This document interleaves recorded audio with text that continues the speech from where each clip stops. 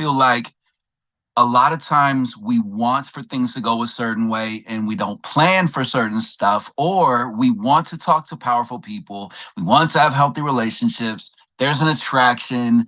Sometimes we want to talk with somebody, but there's thoughts that are in our head, or we want to get a job that pays better, or there's some kind of thing that involves communication and we don't plan for this, right? And so I've learned that a lot of times the jobs that we get, the relationships that we have, the people that we associate with are based off of our beliefs around communication.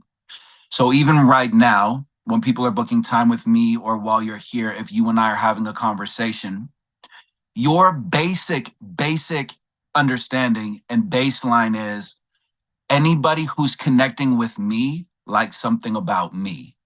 So there's no need to feel anxiety. There's no need to be in that space of judgment and presentation and looking attractive and being unattractive because this person wants to connect with me.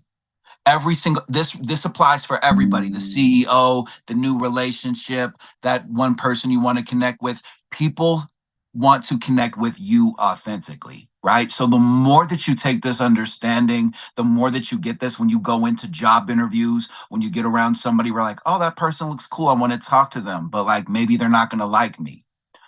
The basic understanding around conversation is the more that I know myself, the more authentic I am with myself, the more that I'm aware of my design, how I operate, what my interests are, especially for those of us that are introverts. Of like, for me, I'm really into mental health, I'm really into spirituality, I'm really into the human design and what makes people tick. So if I'm having a conversation with somebody, I can talk about vulnerable things and I can call out my vulnerability. The second that I pick up that they're not interested in the conversation, that's where I start to make changes and shifts, right? So that's a basic understanding. Okay. So also on top of that, when it comes to having difficult conversations with people, a big part of it too is really being able to focus on things that normally you wouldn't give attention to, right? So even right now, is your jaw tight or is it relaxed? Are your shoulders tense or are they relaxed? Have you taken a deep breath recently, or are you just sitting here just kind of shallow breathing and not really not really consciously thinking about it? Got you. Okay. And when you're going into difficult conversations, like if somebody's not agreeable with you, or if you're like, oh my God, I've never talked in front of an audience, or this is a CEO and like this is make or break, right? That it's stopping and it's saying, how would a confident person carry themselves right now? We would be a little bit more upright, right? How would a confident person talk in this situation? Want to be like, hey, so I kind of want this job. I'm kind of attracted to you, and I think that you're cool. Be like, hey, this is who I am, and thank you for this opportunity. They would be a little bit more outspoken, right? Rehearsing is a big part of why you get to connect with this version of me. It was really practicing being confident. It was reviewing and revisiting old scenarios where I didn't feel confident enough, or where I felt like, oh, why did I say it that way? And really going into those spaces. And there's a science in this. You can call it mapping, you can call it scripting. But again, it creates a new pathway, a neural pathway, which is saying, I want to be confident, but I've never seen confidence, right? And so the more that you get that concept of, I want to be a confident person, have I actually seen confidence? Well, let me go back into other scenarios where I wasn't confident, or where, oh, I should have talked to that person because they look like they were my kind of person, or a friend, or a relationship, or an opportunity. Or, wow, I really took my boss's words personally. Or as a parent, oh man, I overreacted and I took out all my stuff on my kids. Let me practice being centered, or practice being like, hold on, I need a minute. I need to go to the bathroom, or whatever, whatever the conversation is, right? So the more that you're able to practice these, it's something that we normally don't do, but it makes sense because the more that you practice those moments, we can all acknowledge that we've had these experiences that are patterns. It's a pattern, right? People are agitating us. We feel frustrated. Anger shows up. How dare you talk to me that way? And you realize what happens when that happens, right? So the more that you get this awareness and start to invest in practicing, reviewing, revisiting old situations where you didn't have this conversation, one, this gives you permission to start really getting into, do I believe that I deserve to be confident, and what does that look like? But it also helps you break free from this thing of I hope and I wish and other people have power over me. Right. So before I go into the next part, like sometimes people will want to message me, but they feel like they're burdening me or they're bothering me. And it's like, don't think that way.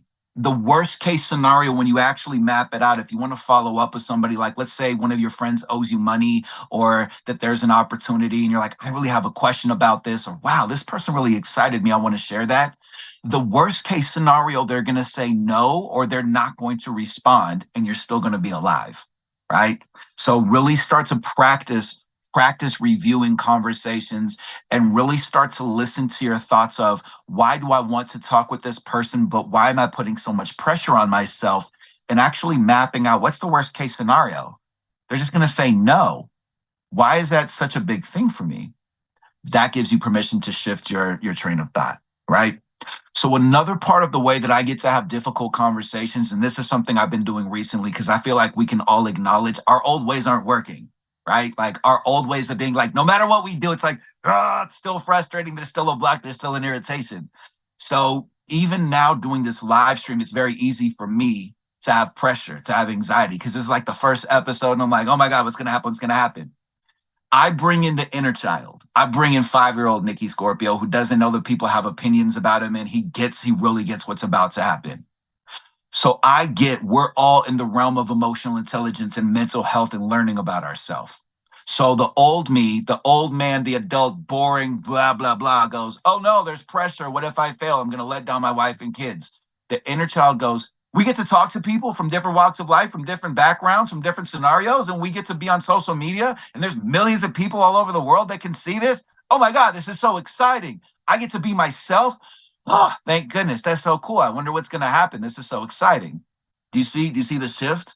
Right? It creates more excitement. Wow, I get to have a conversation with this boss. I get to talk to this person, and they could potentially fire me. But if they fire me, I can find another job because social media has so many opportunities.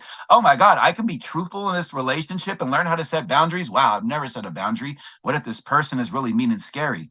Oh, I can just leave? But where do I go? Oh, I can go into a shelter. I can go to a friend's home. I can find another job. I can stack up my money, and I can be like in a ninja mode and move in silence. Oh, that's exciting. Oh, it's like a movie, right? So find an authentic way to really find the outcome of what you're doing. It might be based off of excitement, or it might be very logical, right? Like you might have a boss who's putting too much pressure onto you, or you might have a kid who's like, mom, mom, mom, mom, mom, mom, mom, all the time, right? And the outcome of what you're doing is, I want to finish this project. It's very logical. I want to do the thing. I want to take time for myself. It's very factual, right? So emotional intelligence is being able to say, oh, I feel anxiety. I feel like I'm going to let them down. And then saying, okay, cool, felt the anxiety. That's old news. I've heard that song before, right? And what's the logical reason of what I'm doing? Like, what's the outcome of what I'm doing? Well, if I'm going into this job interview, that's putting money into my pocket. So what would that actually, oh, that's exciting. I get to be excited about that. What does that look like? Or, wow, this person is really not respecting my boundaries and they're really not hearing me. The outcome is they just don't understand me. They just don't know what's going on. So this gives me permission to slow down and take more time to say, knowing their patterns, knowing their beliefs, knowing what humans do from what I've experienced, I can find ways to navigate around these conversations so that I'm not wishing upon a star, going to Las Vegas and gambling on my life, or hoping that they're going to see me, right? So I'm able to, again, it's also in the realm of rehearsing, but it's also changing the inner dialogue. So I create scenarios. So besides connecting with the inner child, I can also see the end goal. Like if anybody needs to have a difficult conversation with the boss, or even if you're having a difficult conversation with yourself because you're going on a flight or you're traveling or you're doing something, you're like, oh my God, what happens with this person? What if this goes wrong? What if this goes wrong? What if this happens? What I've learned how to do that releases all of the anxiety and the pressure and the expectation is I will see the end goal. Like I will see that person being like, wow, Nikki, thank you so much for having this conversation with me. Wow, that was really, I had no idea that you felt that way. Wow, thank you for that. Thank you for being direct. Other people don't normally do that. Or I will see myself landing, being in the hotel room. Thank goodness that the flight was safe. and going into that space. So the more that you start to just visualize, even if it's blurry, visualizing that outcome of how is this going to feel after I have this outcome, like after I have this conversation. Like my daughter, my son, my boyfriend, my girlfriend, my husband, my wife, this person in my life will actually stop the nonsense, stop the drama, or respect me or get me.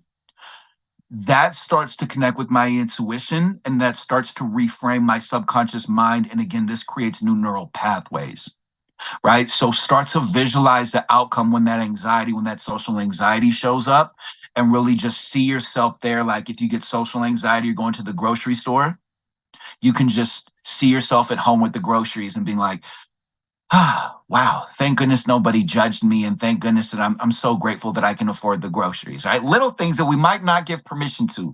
Because before I go into the next part, the reason why this is important is I want for you to start looking at your emotions as an energy meter. And when you're wanting to connect with other people, when you shame yourself, when you block your momentum, when you have thoughts that you can't even prove, it gives away all of your power and it gives away all of your momentum and all of that good stuff that you just had. And consider that you've never really had an opportunity to be consistent within having gratitude, having momentum, being resilient. And you never know, we might meet at the grocery store. You never know. Like I met a manager who worked with celebrities when I was working as a bathroom attendant, mopping floors, and he just saw my energy, right? So you never know who's watching. You never know what you're going to hear. And you also never know where your mind is going to go when you keep on building this momentum and consistency. So, another part of having direct and difficult conversations is I have affirmations when I feel anxiety, when I feel judged, when I feel like they're not hearing me. So, I'll go to a space of internally, while let's say in a hypothetical scenario, you and I are having an argument. And I feel really, really insecure, and I'm noticing anxiety is showing up, or I need to defend myself, or whatever familiar patterns we go to. In the middle of the conversation, while I'm still listening, I will tell myself, this person is choosing to have a conversation with you. This person is speaking to you this way because they feel safe with you. This person is having a different day than you. You don't need to take this personally. Another thing that I can do is I can have affirmations that create a choice. Because a lot of times we've all been there. It's controlling, right? At the end of the day, it's like, you should be this way. You should be like, oh, you had a full day. Oh, you want a massage? Oh, of course I should take care of that for you. Oh, do the dishes, take out the trash, do everything for you. Of course, that would be my pleasure, right? But life doesn't show up that way, right? So the more that we start to let ourselves know the illusion of control. I choose to see that I'm safe. I choose to believe that there's value in this conversation.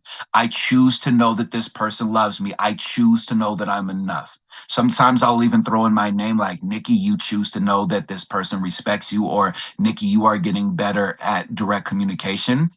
And a big part of it is connecting with that emotion. I have been learning recently our emotions are way bigger than we realize. And a lot of times, the anxiety that you feel, the part of you that thinks that you're an introvert, the part of you that says that they'll never talk with me, I can't talk with people, people are judging me, all of that is based off of past experiences, right? So I will talk back to my anxiety and say, why do I feel anxious? Oh, because you're an artist, because you're an entertainer, because you're a husband, because you're a father, because you have titles, you have definitions. And I'm like, this none of this is provable. Anger is a concept. Anxiety is a concept. Human is a concept. Man is a concept. Woman is a concept. Why am I putting pressure on myself? What if I believe differently? Right? So the more that you're able to get into those understandings, that helps you realize, yeah, why am I putting pressure on myself? Why do I feel like no, like I can't talk to people? That's so silly. That doesn't make any sense. Other people are doing it. I should be able to also. And again, what's the worst case scenario? They're going to say no. There's 8 billion people on planet Earth, right? So, a big part of direct conversations, being able to be confident in these spaces, is using your emotional intelligence to identify, I feel the block. Let me sit down and walk with this and not just ignore it, because I'm starting to become aware that this is a pattern. And the more that I take time in this space of practicing and rehearsing and getting it, that's where once I'm able to go into that space and have that conversation, I remove that belief, I remove that pattern because I now have a tool that I can use, right? So really start to create affirmations in your life. I can also talk with my body. I can also ask my throat how it's feeling. There's a science in this. I can talk with my stomach. I can even ask my mind, and you can try this right now while you're watching. Talk with your brain and tell your brain, hey, brain, can you give me prosperity thoughts? Can you tell me why I'm so awesome? Can you just fill me with that and see if you're actually able to hear it? Because now I'm even seeing it right now. We're like, wow, that's weird, right? You can ask yourself questions. Hey, brain, why am I so amazing? Why is it so easy to be myself? And why do people love me? Now, sometimes you might hear a negative thought or you might hear nothing, but it's like a muscle. So you can talk back to yourself and it's funny. It's a game. You're like, wow, this is weird. Right. And then it's like, who is that? We don't know who that is, but that voice is controlling you in certain ways. So I like to turn my life into a game to talk back to myself where I'm like, oh my God, this person's going to judge me. I can't get in front of people. I have social anxiety. And I'm like, oh yeah, then how come you're so amazing and people love what you have to say and everybody trusts you? And it's like, well, because you're effortless and you deserve that. Wait a second. How did you just do that? Right. So our brains are fascinating. It's like an algorithm. So the more that you get into this as a game, it starts to become funny. It's like, wow, like I'm just autopilot, just going with these thoughts. Right. So also a big part of this is also understanding how you operate. So if you're antisocial, you might be an introvert. Do research on being an introvert. If you're noticing that you get distracted and you're like, oh, there's a squirrel, shiny thing, you might be neurodivergent, right? So study, learn your way, know how you operate. The reason why I got into this marriage is because my wife and I communicated. And I said, I'm really good at being excited. I'm really good. You give me an idea, I can make it bigger, brighter, more exciting, fantastic. There's some times where I get overwhelmed and I'm aware of that and I'm improving on that. I can always outsource that. Are you good with that? Because I know you have 3 kids and I know that you've been through a lot. Are you good with that? Or is that going to be problematic? And we talked about this. I knew my strengths and I knew things that I was getting better at. So really, really start to learn yourself and go on the deeper dive on the awakening journey so that the more that you are aware of yourself, self-discovery, self-awareness, that's where you can have better relationships and stop wasting your time explaining to people where you're just wasting your time. Which this leads us into the second part, and then we're going to get into the vulnerable stuff, the good stuff. All right, so just keep on breathing. So conversations, wasting time versus active listening. Right. So again, this person wants me as me, and if they don't want me as me, I want me as me, and I'm not going to waste my time because we've all been in those spaces before where we just keep on having a back and forth and a back and forth, and it's just a waste of time. And we're starting to realize that we're wasting time with people. And yes, financial freedom is important. Yes, health is important. Time is something that's really, really precious. That is, in my opinion, the most important currency. So the more that I'm able to honor my time and honor my momentum, that's where I'm able to manifest opportunities and really create more opportunities instead of battling and battling and battling, right? So the basic understanding of wasting your time versus active listening is, let's say, for example, you're getting into an argument, or let's say that this person isn't understanding you or you feel like something's off. This person has a belief, and that belief might be, it might, let's say, for example, at work, I want to make you better. This, if you did it this way, it would be better. You should do it this way. You should do more. I need for you to do all of this stuff because it will make the business better. Or it might be somebody in your relationship or somebody that you know personally where they say you are statements. You're stupid. You're not good enough. You're doing it this way. You're not listening to me. You're not hearing me. You are, you are, you are, you are, you are, you are. Definitions, character attacks, right? We've all had those experiences. It might be the should game, the shame game. You should do it this way. You should have done it that way. You might also be having those conversations with yourself from time to time of how things should be. Oh, you could do it this way. It should be done this way. That's not how people do it. Or like your parents. Oh, you should be married. You should have children. Oh, you know what? Your kids are really being problems and you should do it this way. Or why don't you have a job? You should be having a job right now. All of that. Or it might be that they shame you in regards to how other people are doing things, the comparison game. Well, other people are this way. Our culture does it this way. Our neighbors saw you doing it this way and you're not supposed to do it this way. You should be doing it that way. You're a man, you're a woman, you're a wife, you're a husband, you're a girlfriend, you're a boyfriend. And sometimes these are subconscious thoughts that we project onto other people. A new understanding is the concept of mirror reflection. Mirror reflection, like for example, if there's something that you say to me that I don't like, I'm insecure. If I'm insecure, I actually think that there's truth in what you're saying, and I don't see my power, I don't see my truth. Right? So when this person is saying that they need for you to do it this way, what they're actually saying is, I think that I need it this way because that's how I learned it. And that's the only way that I know. This gives you permission to slow down and to find a way in communication to say, I get and I appreciate that that's how you feel like you want it done.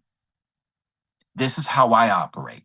Or we can find some compromise in this. Or, hey, I appreciate how much you care about this job and that you think that you need it done this way because maybe there's a part of you that's afraid or feels like the business is going to fail.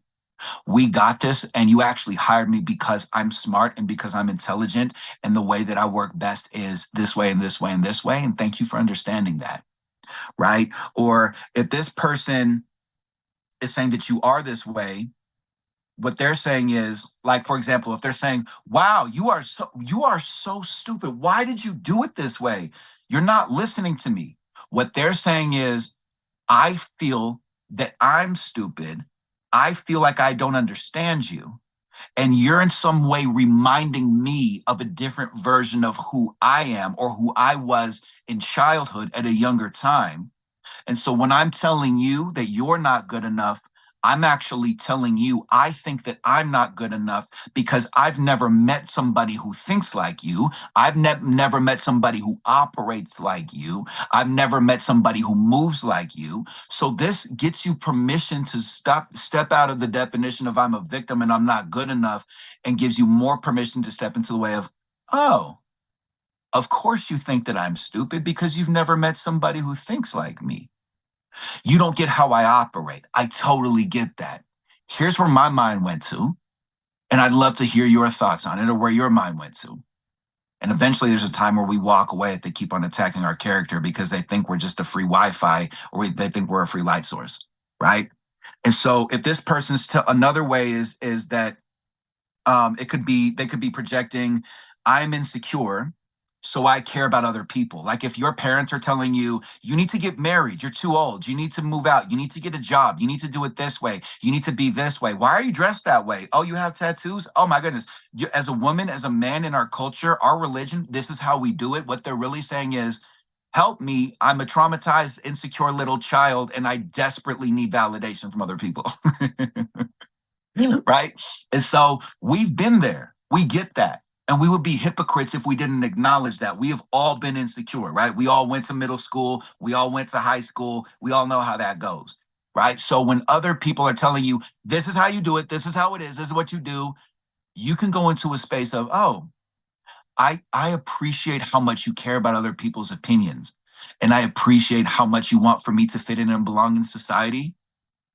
I don't care about that. That's not a problem for me. And I get that this is a problem for you. You're not responsible for me in this way. In the same way, I'm not responsible for you. You're not responsible for my emotions, and I'm not responsible for yours. Or I get that you're really concerned about people's opinions. Or let's say, for example, you have parents who religiously shame you. I appreciate how much you want for me to go to heaven and to know that God loves me. I've learned that God loves me. I've learned that I'm loved, and I've learned that I'm enough. And I don't need validation from humans. It doesn't make any sense. I was given all of these emotions to be felt. So I appreciate how much you care. You don't need to put this much pressure on yourself anymore. You're an amazing parent and you've done such a good job at raising me to learn how to love myself and be uniquely myself. Thank you. Right? And what you're doing is within those direct conversations is you're telling them, meet me up here, meet me up here. Or I'm not going back down there because that's exhausting. I've already done that. And new baseline, I'm not responsible for you. And sometimes we need to walk away from those conversations. Right. So for example, to give you more context, like when I was younger, I got in trouble when I was at school.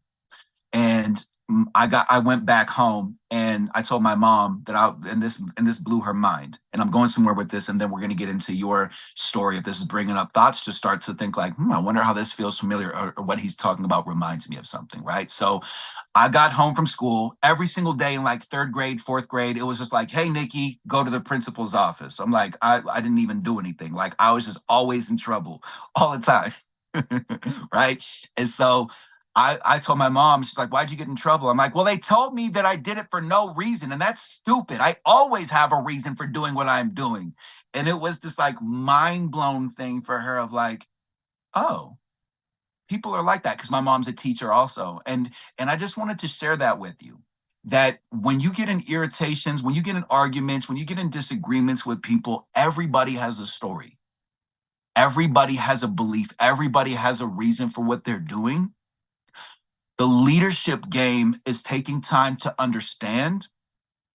And sometimes that's asking questions. Sometimes that's sitting down and going into a private space, into another room, to be like, man, like I must be reminding them of something, or there must be a belief that they have. There's got to be a reason for this. Or again, it's getting into the space of, you know what? The outcome of what I'm doing, or who I am as a loving person, and this person isn't communicating to me with love. And because they're not communicating to me from a space of love, I don't need to solve this right now. And what I can do is find something loving, taking a shower, going for a walk, taking my supplements, meditating, connecting with that inner child who's like, you get to love yourself. You get to love yourself. We're over 18. We're legally responsible for ourselves. Let's listen to some angry music and let's let go of all this nonsense. This is crazy. And you can have all of that internally and shift it and let go of it, whatever it takes to disrupt the trauma responses, right? So there was always a reason. And the last part of this is, before we get into your conversations, is one part of difficult conversations is really, really getting into hearing their beliefs. You really want to start listening to yourself. Like a 24-hour challenge you can do is, you can start to listen to how you speak and what beliefs it creates, and hearing the people around you, how they speak and what beliefs it creates. So for example, I've had a lot of different sales jobs, and when people would tell me business is slow, this sucks, that's where I'm like, oh, this person has a belief. And I don't like that belief. That's like a contract. I don't want to agree with that. That doesn't take me anywhere. That doesn't help me. That doesn't add any value. Like, what if an amazing person comes in and they just pick up on that negative energy and they walk out the store? So I always see the opportunity. And in that way, it turns life into a game. So you can start to hear people's beliefs if they tell you, like, let's say, for example, you're really interested in mental health and spirituality. And you're like, hey, man, like, I'm really learning how much I project and how much I put my beliefs onto other people. It's so wild how people do that. If this person goes, oh, come on, dude, it's not a big deal. This is stupid, you can automatically know this person thinks that their beliefs are not a big deal and they don't understand you. Whatever you do with that information is entirely your choice. You have every single right to walk away from conversations and friendships like that, because they might not be a friend, they might just be a test. And you also have the opportunity to ask a question like, why do you think that? That's interesting that you think that way, instead of, you're stupid and there's something wrong with you, right? So another part is, you can acknowledge and you can compliment them. Like if somebody's saying, you need to do more work, and I want to help you, I want to make you a better worker, and like take on all this work because I believe in you. Instead of saying, "Ah, this is stupid," or just shutting down, like, sure, no problem, and then resenting yourself and swallowing all of that, you can say, I appreciate how much you care. I appreciate that you see greatness within me. I appreciate how much you care about this business. And it must be a lot of pressure that you put on yourself, thinking that things might go wrong. This isn't working for me. And I feel like you know that. The way that I work best is this way and this way and this way. Start off with gratitudes, especially if you're a parent. I appreciate that you did the chore. I appreciate that you really want to play this video game and you say you're going to do it in a minute. My time is really important for me. And you can pause the game, or like with our kids in Fortnite. Yes, you can just die. You can die. You can just die. You can just die. You can just die. You can just die. You'll start over again. It doesn't matter. It doesn't matter, right? I get that you want to win the championship. I get that you win the tournament. There's going to be a million more. You can just die. especially for those of us parents who are millennial parents. Like, no, we invented video games. You could do that with our parents, but you can't do that with us. Okay. So another part is really making sure that you get acknowledgement. Are you hearing me? Did you get what I said? I get that you want to talk about this. I was just talking about something that was important for me, and it's really important that you acknowledge what I'm saying. And sometimes it's getting into a space when I speak, when somebody's being really toxic or they're not hearing me and it gets really aggressive, my conversation is I speak it into existence. And what that means is, I'm sure you can appreciate this. I'm sure there's been a time in your life where you have felt this way. I'm sure there's been a time in your life where you wanted to do this, or you were this way, or this happened and somebody told you this and this and this and you felt that way. Because remember, that's the mirror reflection conversation. So this is what I'm looking for. This is where I'm at. This is where my mind went to. And thank you for understanding that. I appreciate what you're saying. I hear what you're saying. I get what you're saying. I don't like being spoken to this way. I don't like how you take out your anger on me. You don't like when I take out my anger onto you. So we're the same. Thank you for understanding that. If you are frustrated, you can directly tell me and I won't take it personal. But moving forward, if you're going to keep on projecting all of your anger onto me, there's no need for us to move forward. Right. And in that way, you get better and more authentic opportunities and friendships. And again, going back into the space of the more you understand how you work, hey, I'm an introvert. So, yes, I can very much have this conversation. When I'm out in public settings, I'm reading the room. And I recently had this where somebody was watching my content and they were baiting me in conversation. And they were saying, hey, like mental health, mental health, mental health, mental health, like trying to get me to have the conversation. And I wasn't saying anything because I knew what they were doing. And I don't need to have those conversations. I want to connect with people more authentically. And they said, it's really hard to read you. It's really difficult to get any kind of words out of you. And so I said, yeah, I get that. It must be frustrating. I'm actually an introvert. Maybe you've seen me on social media and you see how much I love talking about mental health and emotional intelligence. When I'm in situations where I don't really know people, I'm reading their energy, I'm reading their body language, I'm listening to their beliefs, I'm reading the room, I'm seeing what's going on so I can have a better assessment. So sometimes I'm really talkative and sometimes I'm really interested in the conversation. I'm also really good at reading other people and reading their energy and reading the room because I'm a really good protector. And I'm sure you can appreciate that. And then that let them know subconsciously, I know what you're doing. I know what you're doing. But it wasn't attacking them. It was just very centered of like, I get why you think that. It must feel frustrating that you want to talk with me and I'm not connecting. Here's why. Here's how I operate. And then from there, we were able to have a more authentic engagement and conversation. Right. And so the last part of it is, again, in your conversation, if you know that there's somebody that you need to talk with, or if you're able to catch yourself stopping in a moment of clarity to say, what's the outcome of what I'm doing? Why am I having this conversation? Like, what is this going to accomplish? For some people, it's just gaining clarity. For some people, it's, oh, they're under the impression that I'm still like, my mom still thinks that I'm 8 years old. Oh, my sibling still thinks that they can talk to me this way. They still have a story about me, right? And so I just need to let them know what's going on. I just need to let them know that they're not going to talk to me that way anymore. And I can do that in a very censored, loving way, right? So with all of that being said, I saw you had a smile. So let's talk about it. What's a moment where you feel like somebody had the wrong idea about you or the wrong impression about you, or that you wanted to have a difficult conversation but you already know how it's going to go? Um, man, first of all, man, it's really good to talk to you, man. I've been going through a lot of that too, and I'm just kind of like trying to like pick your brain a little bit and see if I'm going in the right Yes. direction. Yes. And I went through a lot of stuff 2 years ago. I was never dealing with my emotions, and something you said about emotions was like emotions are meant to be expressed, and I never did that. I suppressed it with like drugs and alcohol Yeah.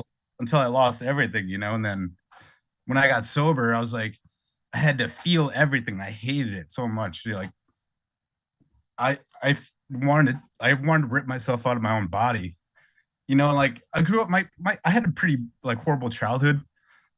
but like I kind of thank it now for making me the man I am today, you know? Like I hated my dad. My dad was I would say like he was abusive. He talked down to me verbally, and he was verbally abusive and like physically abusive. And I hated him. I hated him my whole life until I got sober and actually started to deal with my emotions, you know? I was like started to think about like why my dad is like that. And then like I talked to my mom. I was like, "Mom, why is dad like this?" And then I started learning about my dad's childhood. It was like he never had those things either. He never had he was never loved or like he was forgotten about basically. And I was like, that's why he treats me like that.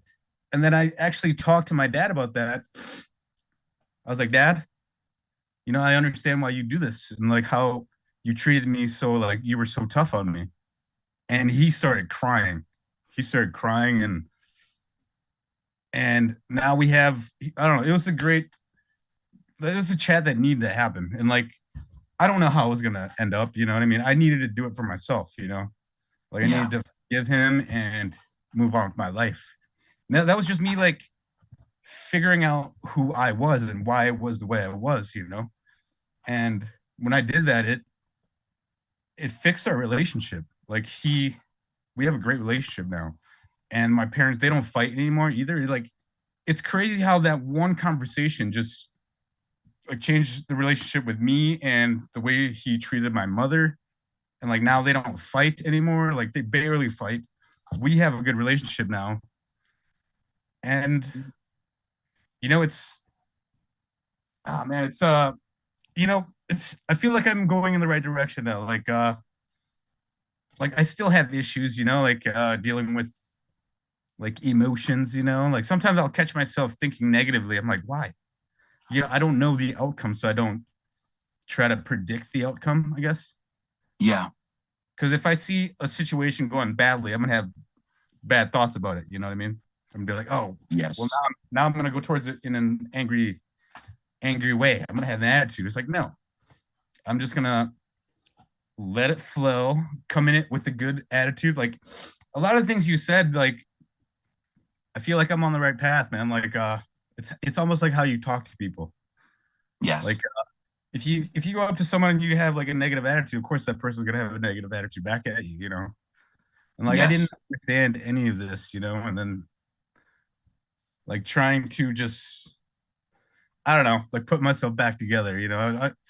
Got you. So so this is where I want to show for everybody who's part of this family how you can use emotional intelligence with yourself and how you can catch it with other people, right? So what we're doing right now, because we're in this space having boundaries around, I choose to be vulnerable, I choose to be open, I choose to honor my story, I'm getting better at understanding myself, and I don't want to have shame, right? So I can sit down and I can write down this story and say, how could these things possibly have affected me? Why did I make these choices? Not from like, why did I make these choices? But like, why did I make these choices? It's getting out of the emotions and it's turning your life into a documentary. So for example, let's say you and I have the basic understanding that we're enough, meaning that we don't even need to know where we're going. We don't even need to know what we're doing. We don't even need to know why we're doing the things that we're doing. We don't need any kind of stimulants. We don't need validation. We know that we don't compare to people and we have zero expectations, like almost like we're a walking, talking blank canvas, right? Which I know society's like, no, don't do that. Be more. Right? And so when it comes to something like drugs and alcohol, again, remember in all of these conversations, people want to connect with us. So if there's any part of the brain that goes, I'm being judged right now, it's like, no, this is my story and I own my story. And if anybody is judging me, I can always tune into it and communicate and see why they're judging me. Or I can slow down and walk away from that conversation and stop wasting my time. So in the realm when I'm sitting down and I'm like, why would I get into drugs and alcohol? If I was truly enough just as I am, why would I want drugs and alcohol? Well, it makes me feel differently. Well, if I'm feeling differently, that would mean that I don't like the way that I'm feeling. Well, that would mean if I don't like the way that I'm feeling and I'm not connecting with it, that would mean that I'm escaping.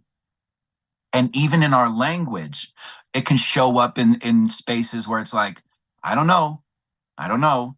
Well, I'm kind of trying to do this and I'm trying to do this. And there's a lot of a feeling of there was something that was difficult that I experienced. There was something that was traumatizing. There was something that was frustrating that I have this belief where I don't want to let down my dad. I don't want to let down my mom. I don't want to be a disappointment. I don't want to let people down. Another part of it could also be, especially for those of us that are guys, of I can't come across as weak, right? And so the more that you're able to really get into these spaces and sit down and think, huh, I feel like I can't be myself. So there's when it comes to my dad, especially because you're a guy and and as a human, we find a parent to pick up on their communication style. So there's you're aware of your dad's roadmap of wow, dad really went through a lot. And so because I'm aware dad went through a lot, that was his roadmap. That's what he saw. So his roadmap to love and nurturing came across as fear and came and he studied and he studied and he studied and he took that on. Wow, that means that I'm doing the same. What's my roadmap to emotions? What did I see? Where have I ever seen problem solving? Where did I ever see that there is a permission? Like, what did I see with my parents?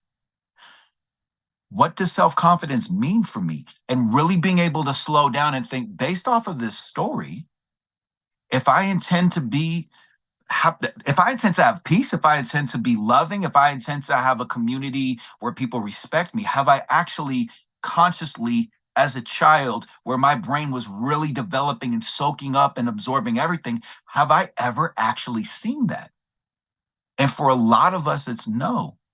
So the more that you get into that awareness, that gives you permission to say, success for me is learning that when I learn myself, when I know myself, that creates more authenticity for me. And because I'm more self aware, I'm going to naturally, logically have more confidence. So before I focus on, I just want to have confidence because society says that's good. I want to do an audit and I want to look at the parts of myself that I don't like. So if somebody says, like from your past, says, "Oh, Sam, come on, dude, want to go have a drink and want to go get high," and you're like, "Wow, like, man, I remember when I used to want to. Thank you. I don't need to. Oh, you think you're better than other people? What's wrong with you, dude?"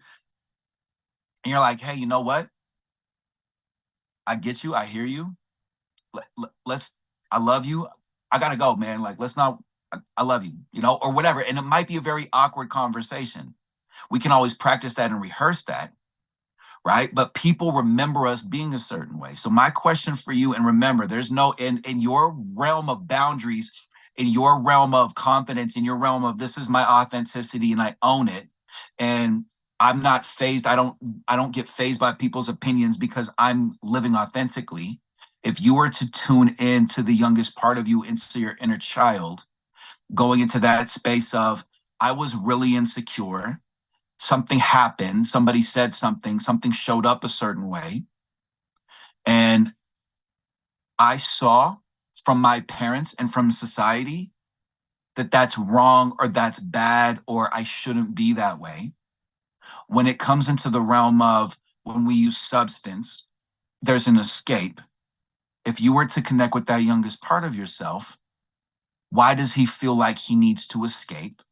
And remember, there's no judgment. Take your time, eyes open or eyes closed.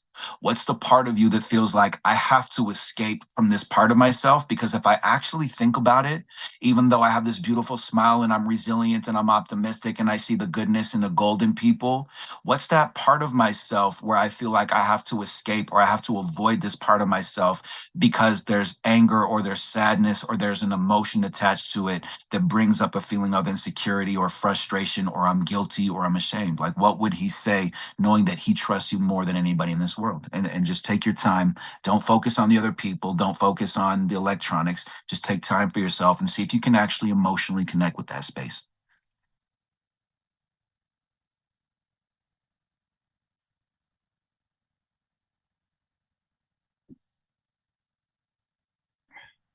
That's a really tough question. I don't know why. I don't know why. I don't know why I didn't deal with it.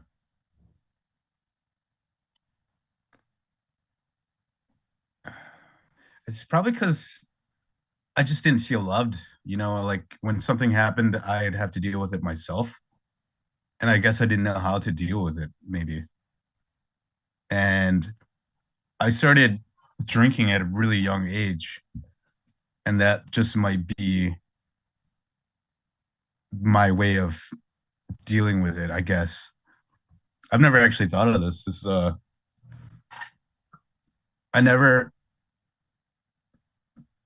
it's like escaping the issue is just kind of like blanking it out. You know what I mean?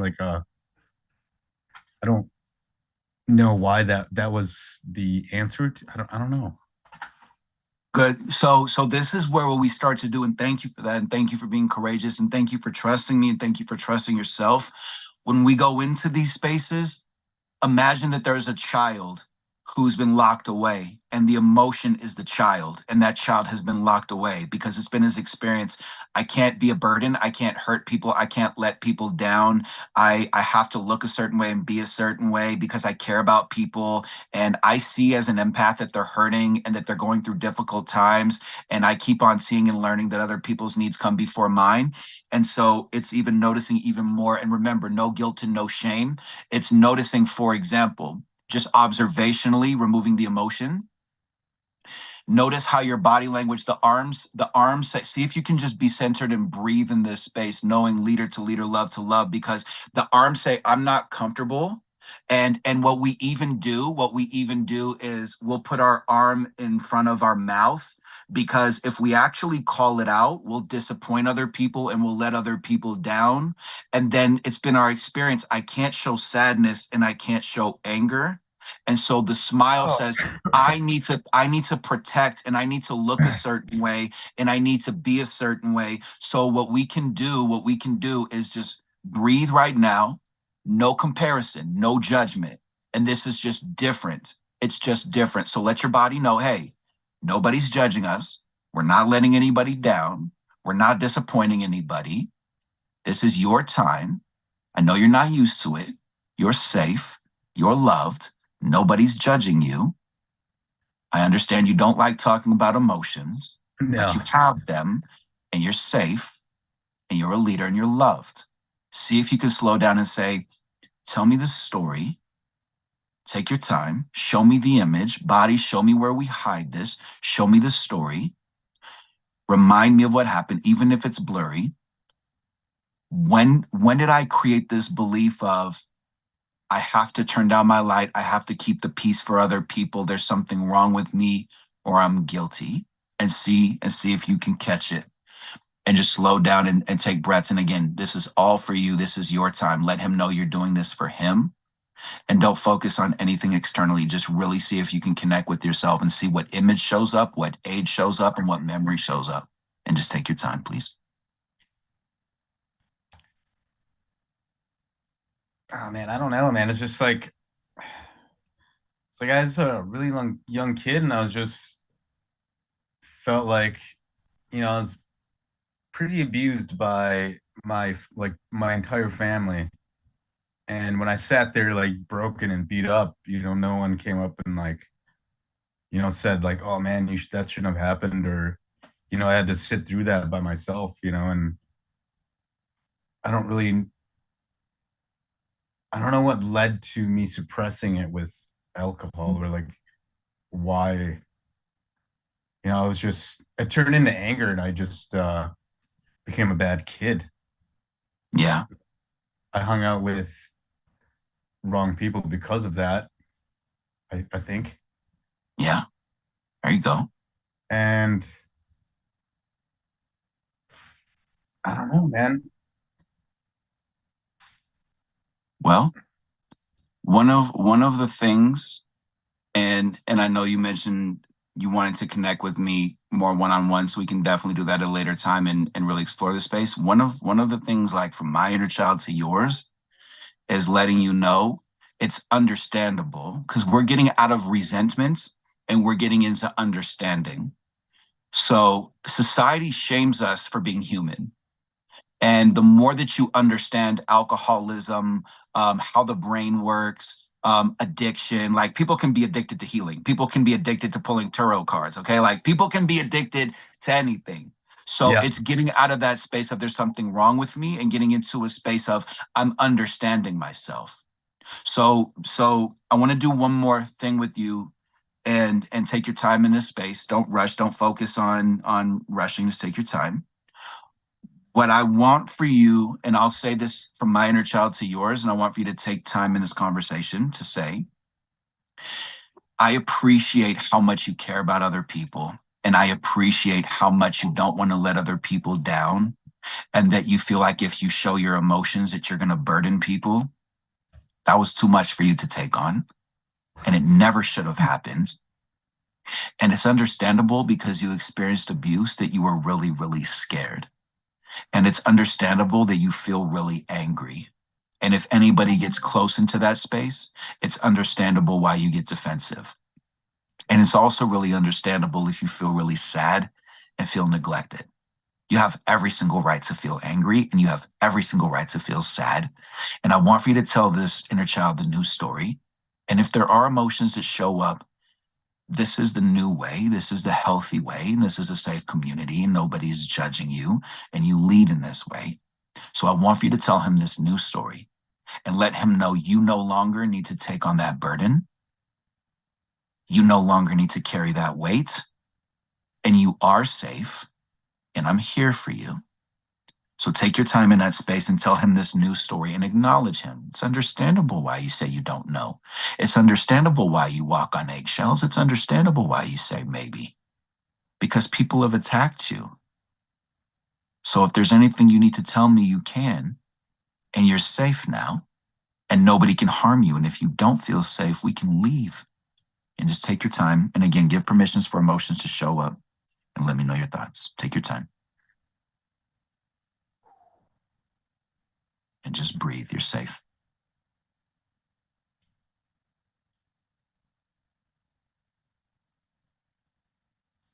Man, it's gonna take a lot of work, dude. So I blocked it up for so long, you know. Yeah.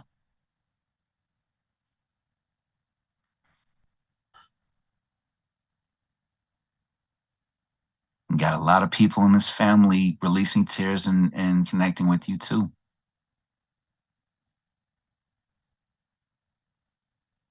You know, I just want to let him know that like he can do anything, you know. Like I can do anything. Like stop Yeah. letting the doubts of everybody stop you from being who you were designed to be, you know. Yes. Yes. So what you can do until like part of this is like you're opening a door. And so it's going, we as humans almost crave instant gratification. So just keep breathe just like that. You're perfect. Just keep on breathing, right? What you can do during this session and after the session is you can really find times to lovingly agitate that anger up and that sadness up and to really remove opinions and validation and comparison and gender and identity and who you should be because he's been carrying a lot of shame with him and that smile wants to be able to rest and relax, like notice even in your body language where it's like because we carry it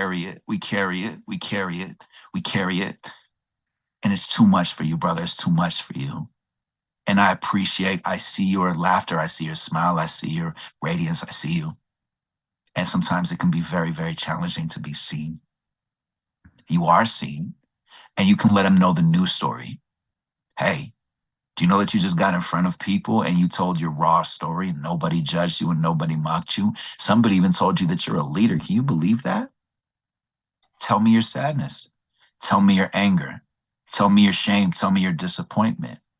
And what I'm going to do with every story you tell me is I'm going to give you an understanding of why that happened, of what that person was going through, of how you learned that. And I want to hear your emotions. And after you're done releasing the emotion, I want to tell you your new definition because you're not your mom and dad. You have boundaries now. And boundaries are a value system.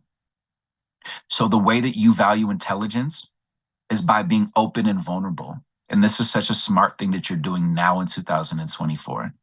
The way that you value success, one way can be that you're successfully learning how to confront yourself and you're successfully navigating really difficult stories and emotions. And even on a scientific level, because we carry that trauma in our DNA, you're successfully healing that beautiful tree that's your family lineage.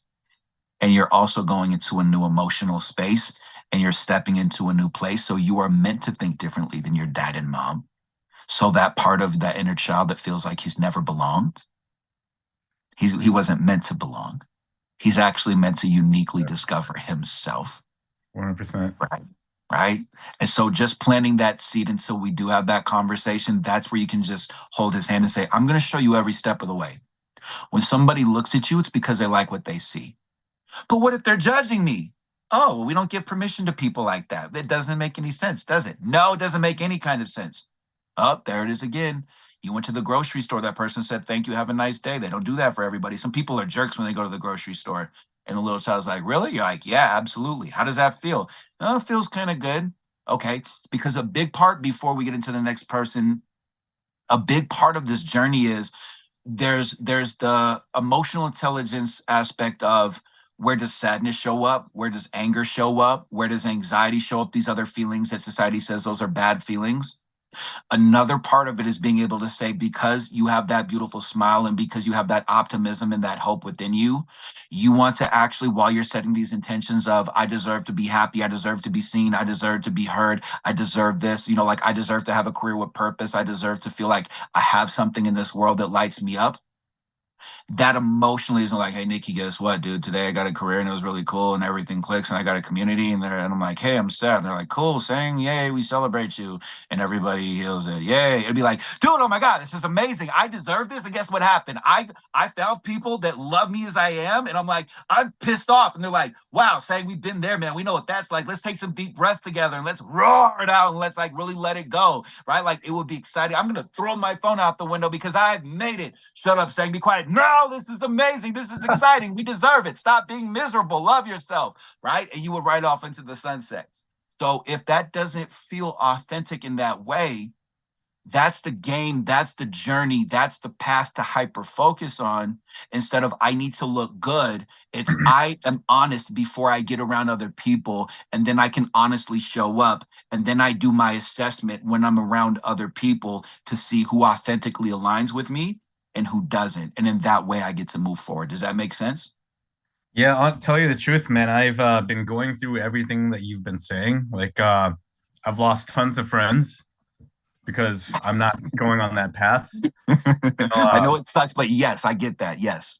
My family, like at first when I was, and I'm a better speaker now too. I can speak better and like get to the like I can speak coherently to people, and like when I Yes. speak, it's clear and it's to the point.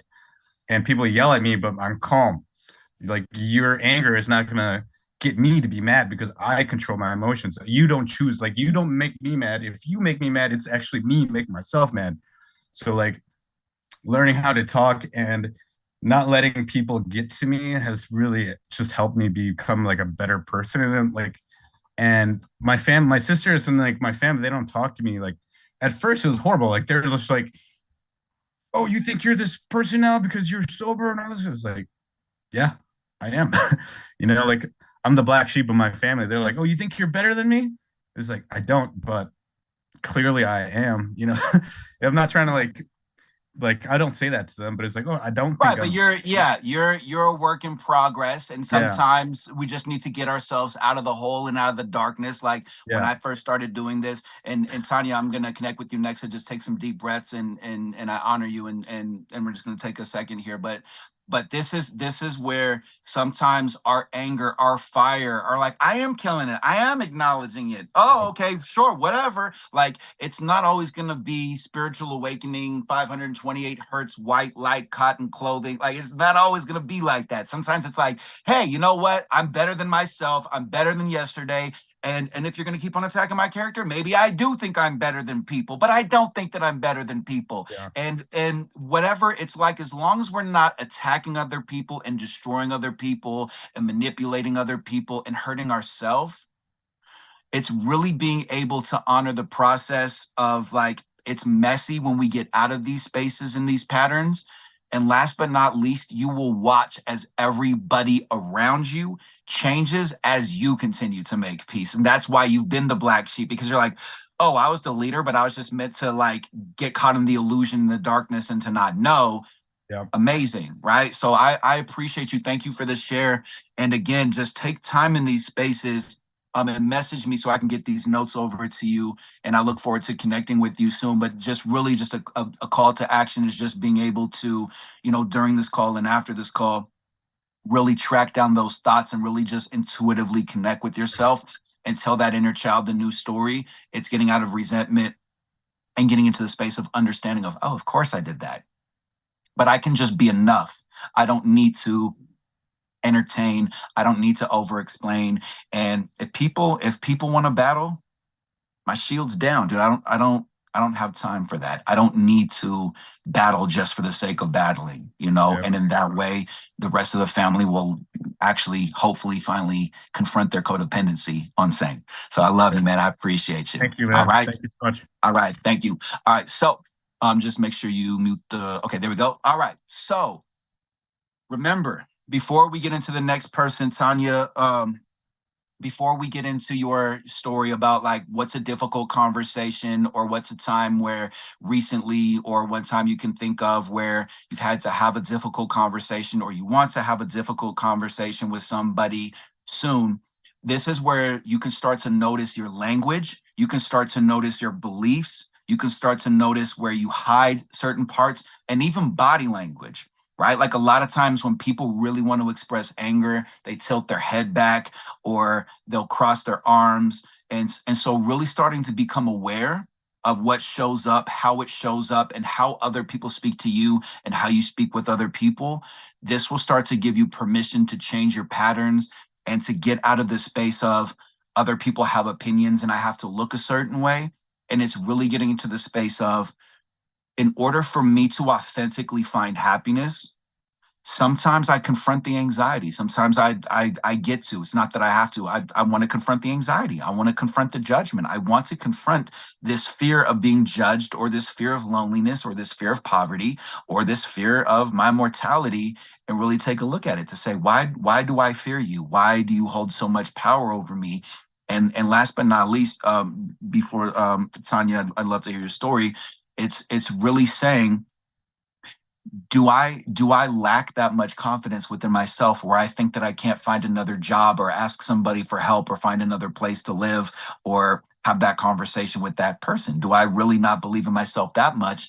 Because if I don't believe in myself, perhaps this is why I keep on spinning out and spiraling out. All right. So with that being said, deep breath. Tanya, I know we've talked before. I would love to, if you're open to it, I would love to hear your story around direct communication, difficult conversations.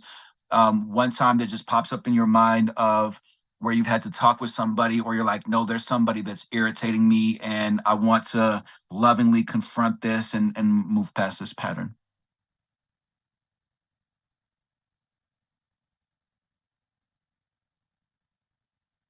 Are you there? Did she go?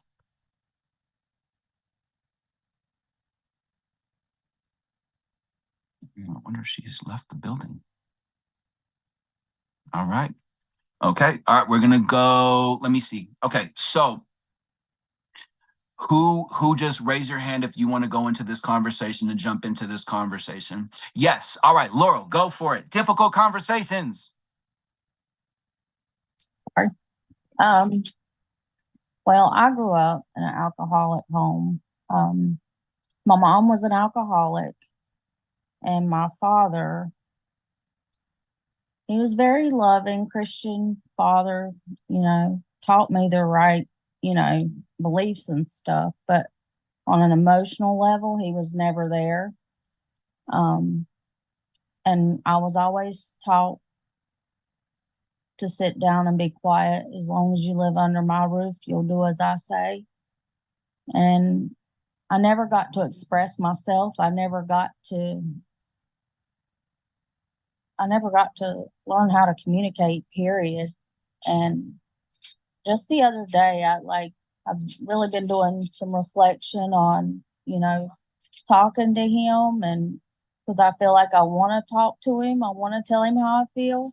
And so the other day I tried, and of course, I was telling him about my job, and where I realized where I've been going wrong was that I was afraid to say what I want, my truth on my job. And that's where, I kept failing in my jobs because I keep job hopping and have for years, my whole career actually. And he was like, well, you just need to sit down. You just need to be quiet in those times. You don't need to speak. And I was like, it really struck a nerve with me. I mean, it really did. And my inner child is like telling me, no, you're wrong, but I wouldn't say it out loud to him.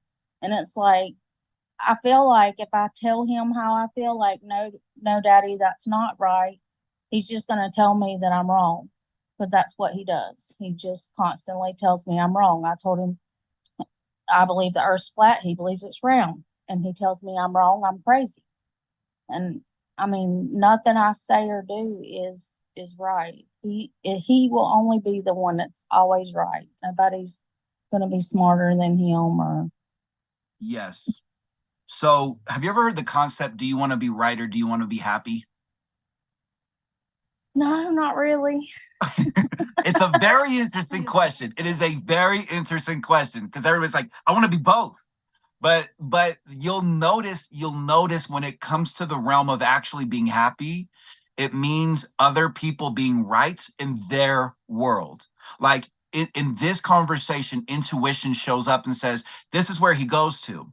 The resentful child who didn't get that love and that acknowledgement is like, this is BS. I don't like this. The trauma response goes to, oh, beating myself up, punishing myself, silencing myself, because even though it frustrates me, I somehow think that my dad is right, and the subconscious mind goes into these spaces. So based off of what you've shared, a fascinating thing within language that you can start to use emotional intelligence for language, notice when you say the word but.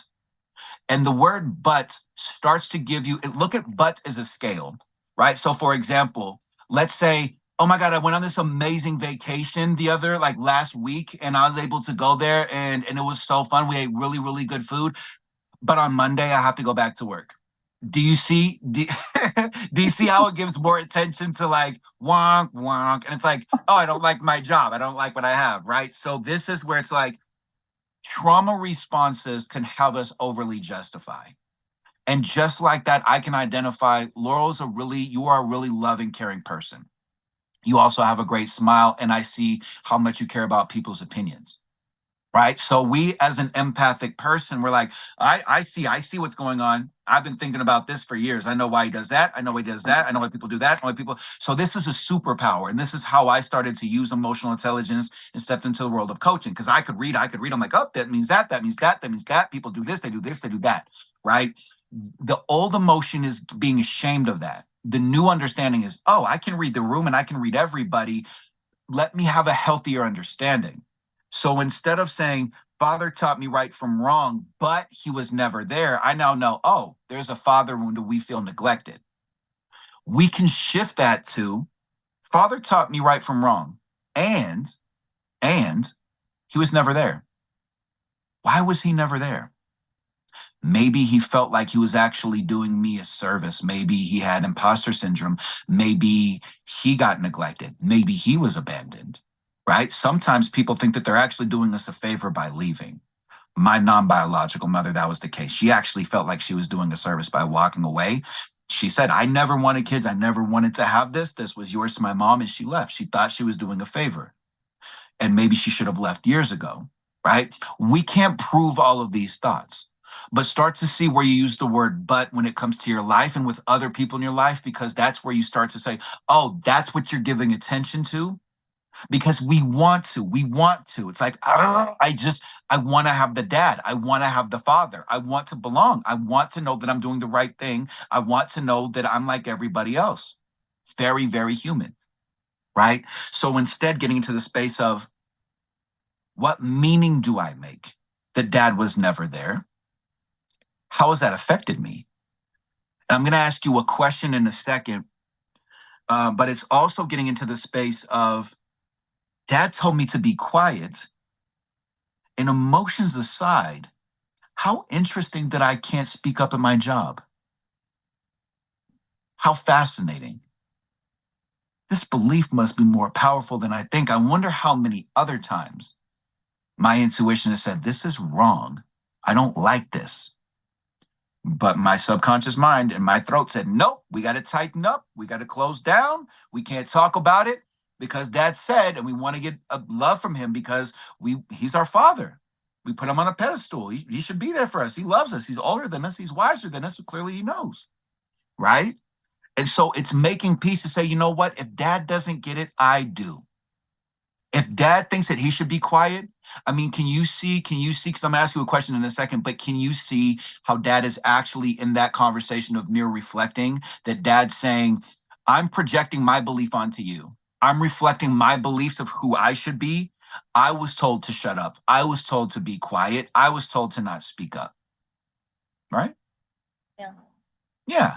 And even though we had expectations of dad, of father, of family, when we step outside of that, we're like, wow, that's sad. It doesn't mean that we need to fix it. But now we can say, wow, I wonder, maybe dad had to grow up really quickly. And maybe dad sacrificed his emotions because he didn't want to be like his dad. And he didn't want to let you down. And maybe he sacrificed his well-being because he felt like if he showed his anger, he didn't know how to. We didn't have the tools back then. We didn't talk about this stuff. It wasn't the way, right? And it doesn't mean that we need to punish ourselves and fix and fix and fix. It gives us permission to let go of the pedestal of who father should have been and who dad should have been, and helps us get into a space of, I want to start giving myself more credit. And I want to see how dad taught me how. There's probably other men in this world that I've dealt with who feel like my dad, and there's other women that I've met before in my life that are silenced like how my dad is. And he taught me so I could learn that, so I could uniquely learn how to be myself and get out of the concept of time and get into the conversation of, wow, I want to start practicing direct communication.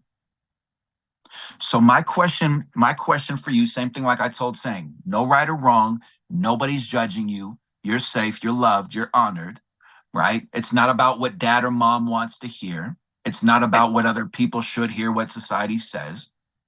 If you were to go back into that space and connect with that younger child who has the beautiful light and she's intuitive and she's like, things are wrong. I see what's going on. Wow, mom's going through a lot. Wow, look at dad. Dad, these things are wrong. Oh, this is happening to me. This is wrong. I should tell them that this is wrong. And then she was told to be quiet. What story does she have to tell you? Like going eternally to say, you were told to be quiet and you feel like your voice doesn't matter. What story do you have about this? How has this affected you? And what do you want to say? Or what do you want to express?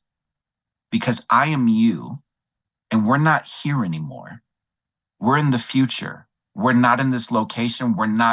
We are not mentally, you might physically, but before you go into this conversation, our brains don't know the difference between reality and perceived reality.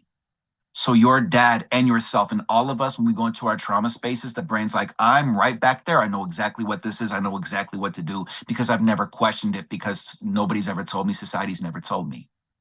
So I want for you to go back into that space and talk to that younger version and tell her, hey, you feel like your voice is silenced, and we now understand that dad was silenced. Do you feel like men have power over you? Do you feel like other people have power over you? and that's just not true anymore. Is there something that you want to tell me, even if you need to tell me like a secret? What do you want to say so that we can release this belief out of our body that we've been hiding, that our voice has no power and that there's something wrong with us speaking directly?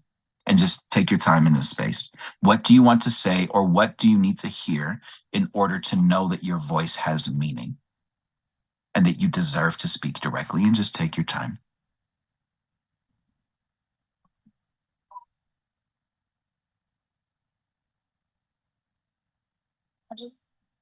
I draw a blank. It's like, I'm gonna be 100% honest with you. I was having this conversation with my sister the other day. Like, I don't remember much of my childhood except for the traumatic stuff. That's it. And Yes. so there's very little good that I remember inside Gotcha. my. Okay. So part of it is going back into body talk and back into self-talk and acknowledgement.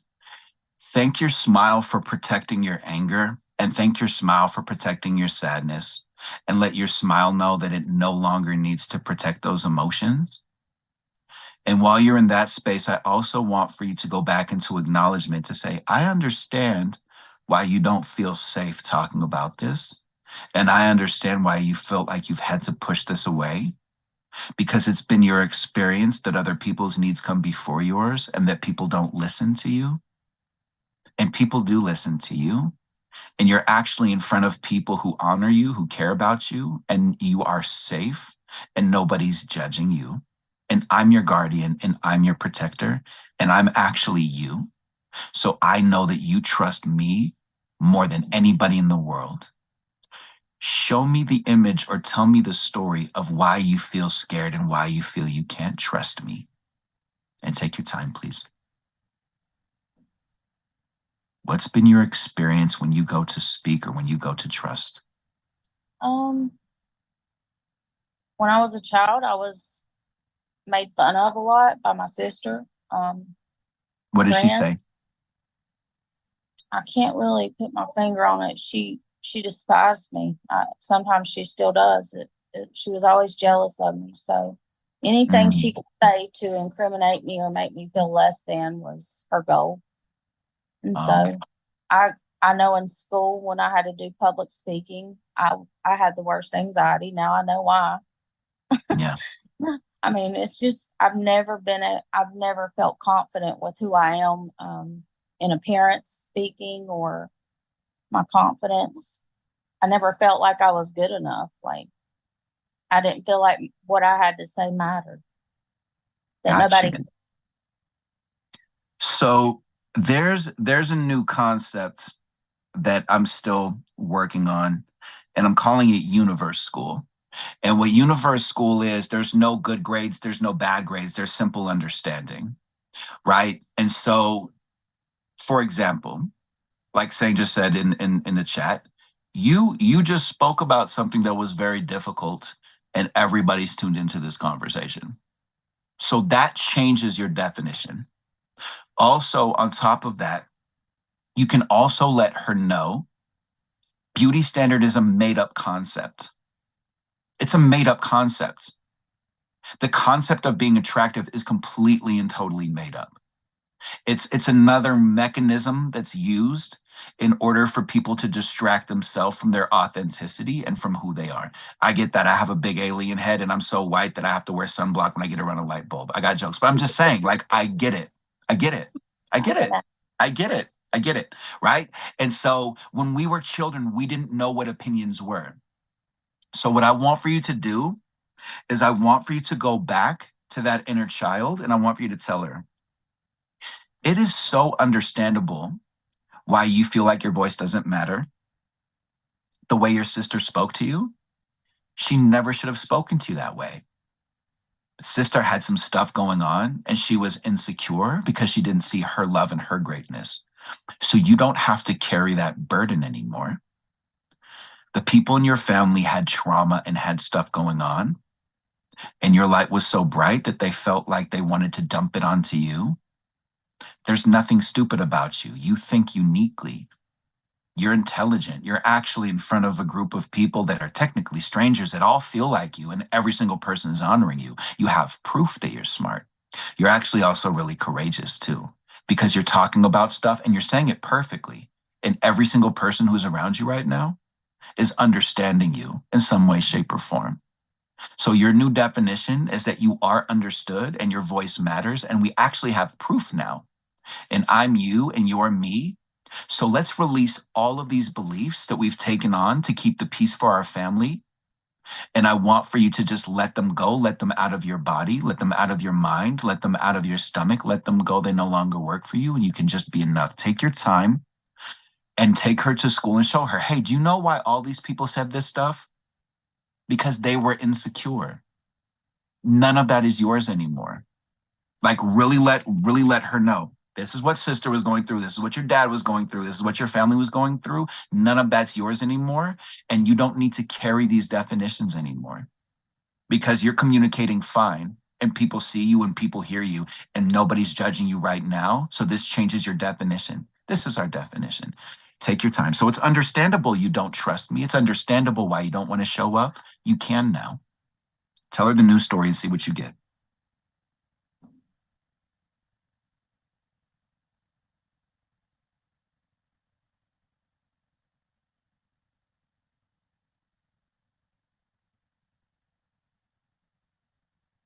And let her know she's not in trouble. She's being celebrated.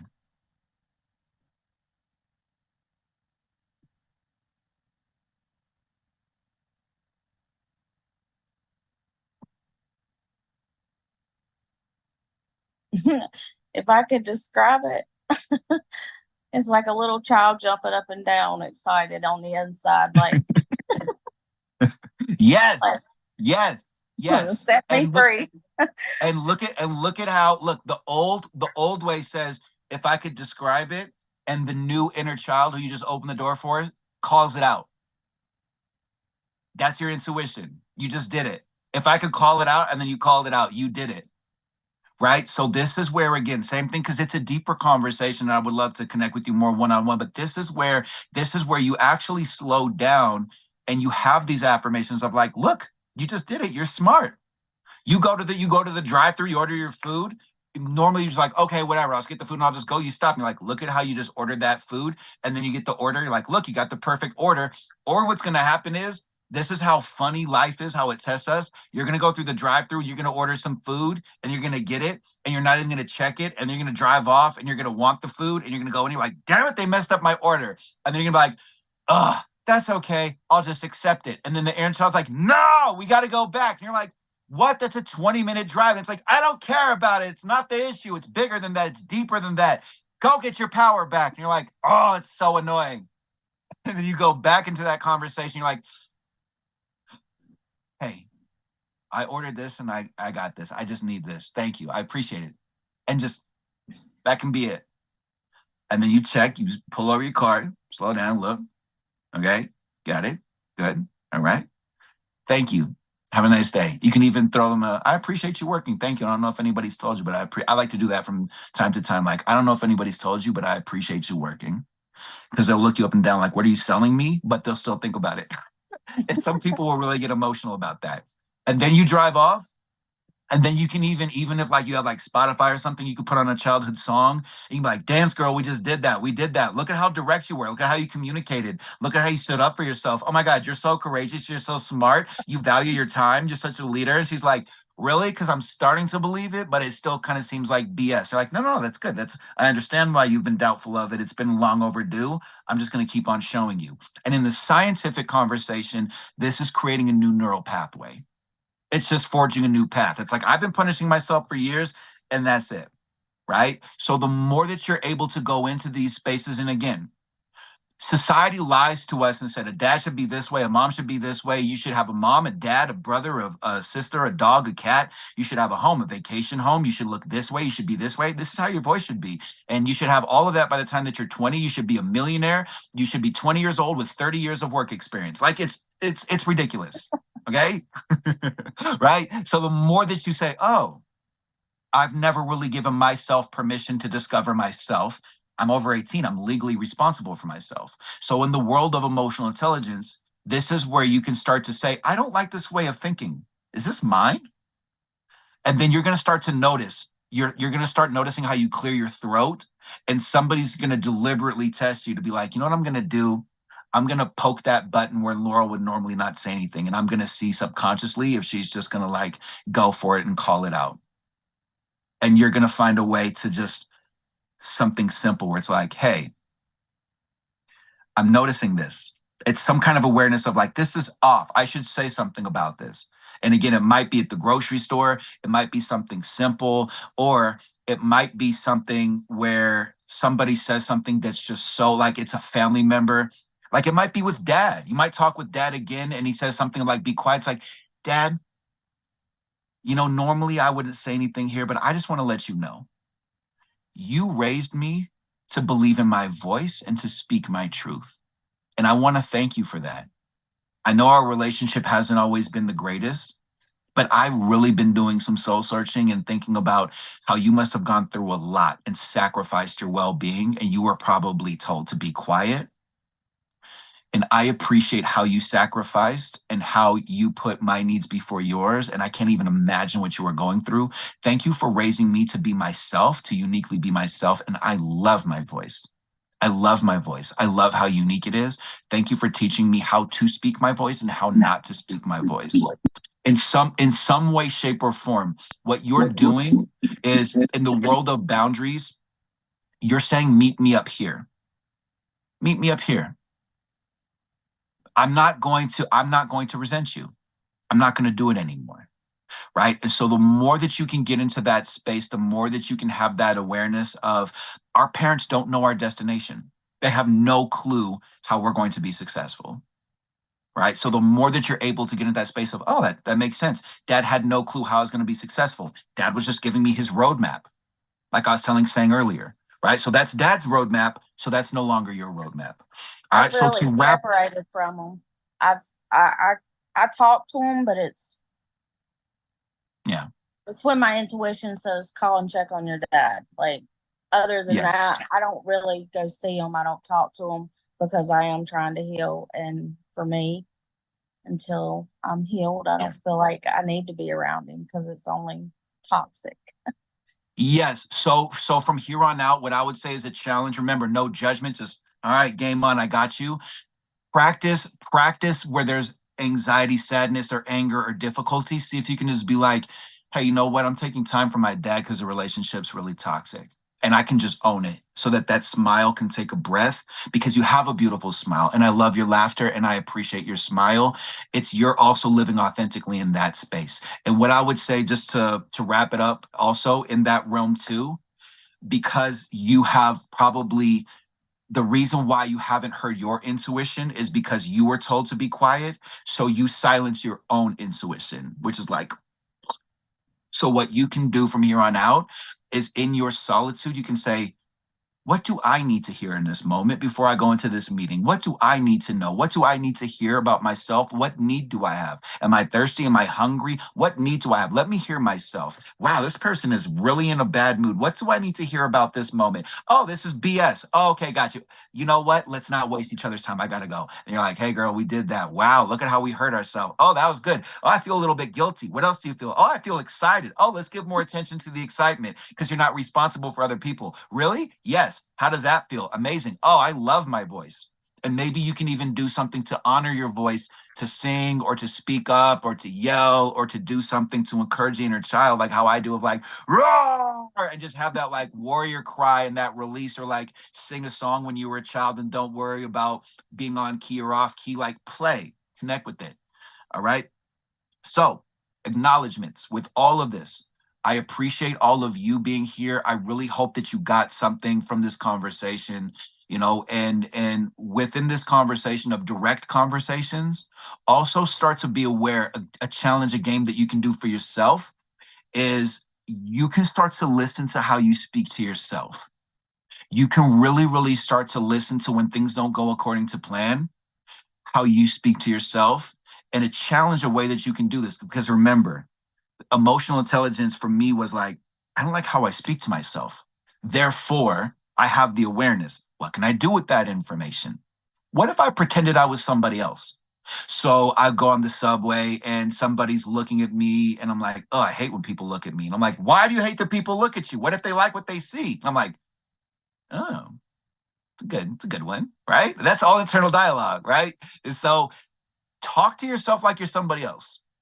Okay. So to summarize all of this, really, really start to notice where there might be somebody who's attractive or somebody who's cool, or you hear a conversation and normally you'd say, oh, I look a certain way, so I couldn't talk to them, or oh, I'm having a bad day, so I couldn't talk to them. But like, you will catch, intuition is very quick. Intuition has a logic of its own. And remember, when you slow down, like how all of us have done today, and you start to identify what you were told, what you saw, what you heard, mapping is a very, very powerful way where you can navigate out of these trauma responses of why can't I communicate? Why can't I speak up? Why can't I do that thing? It makes sense. You were told to be quiet. It makes sense saying you were told not to talk about your emotions, and you saw that. And a lot of times in the realms of addiction, there can be a neurotransmitter within our genealogy. Or you might have seen another parent who was addicted to something in some way, shape, or form, and you just wanted their validation. So lastly, with all of this, to summarize, the more that you're able to do research on yourself and invest in yourself in that way, that's where you can break these habits and patterns and get out of the space of instant gratification. And when you're having a good time honoring yourself, like, oh my God, I need to cry. And they're like, don't cry. You're like, no, no, no, no, no. I know why I'm crying. I understand why I'm crying. I should be crying. You shouldn't shame yourself for crying. I need this. This is amazing. I'm healing. Something showing up for me. Or like, yes, I am angry. It's not personal for you, but I'm expressing my emotions. The more that you honor yourself, that builds gratitude, that builds love, that lets go of expectation, and that helps you let go of control. Okay, so thank you. Thank you for tuning in. Thank you for being here. This is the first episode. I really appreciate all of you showing up. And I'm glad for those of you that were able to take notes. I appreciate those of you for just encouraging everybody in the comment section and holding space. And I look forward to connecting with you again. And you can also message me if you have any questions or contact me. And I'm super, super grateful that we're all able to show up in this space, because I remember when I first started telling my story, it was really, really, really challenging. And I hope you felt some form of freedom, some form of peace, and some form of excitement. So you're like, oh, I can change my story. I can change my thoughts. All right. Does anybody have anything that they wanted to say, or any comments or anything like that?